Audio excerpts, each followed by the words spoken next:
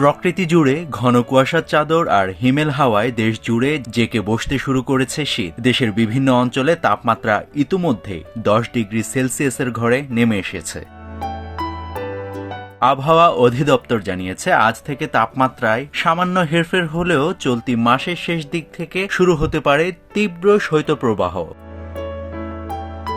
আবহাওয়াবিদ doctor Mohammad Omar Faruk জানান, আগামী 29 December থেকে 31 ডিসেম্বরের মধ্যে একটি শৈত্যপ্রবাহের প্রবল সম্ভাবনা রয়েছে। তিনি ব্যাখ্যা করেন, যখন সর্বোচ্চ ও সর্বনিম্ন তাপমাত্রার পার্থক্য 10 ডিগ্রির নিচে নেমে আসে তখন শীত অনুভূত হয়, কিন্তু এই পার্থক্য 5 ডিগ্রির নিচে চলে আসলে হাড় কাঁপানো শীত বা শৈত্যপ্রবাহের প্রকট পরিস্থিতি তৈরি হয়। মাসের শেষে এই পরিস্থিতির কারণে শীতের দাপট বহুগুণ বাড়বে।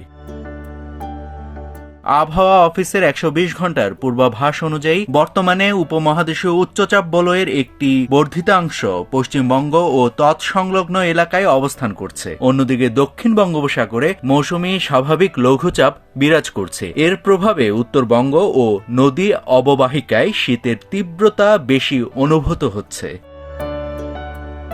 পূর্বাভাসে আরও বলা হয়েছে, মধ্যরাত থেকে সকাল পর্যন্ত সারা দেশে মাঝারি থেকে ঘন কুয়াশা পড়তে পারে। আগামী কয়েকদিন রাতের তাপমাত্রা আরও 1 থেকে 2 ডিগ্রি সেলসিয়াস কমার আশঙ্কা থাকলেও দিনের বেলা আবহাওয়া মূলত শুষ্ক থাকবে। কুয়াশার দাপটে সড়ক ও নৌ যোগাযোগ বিঘ্ন ঘটতে পারে বলে সতর্ক করা হয়েছে।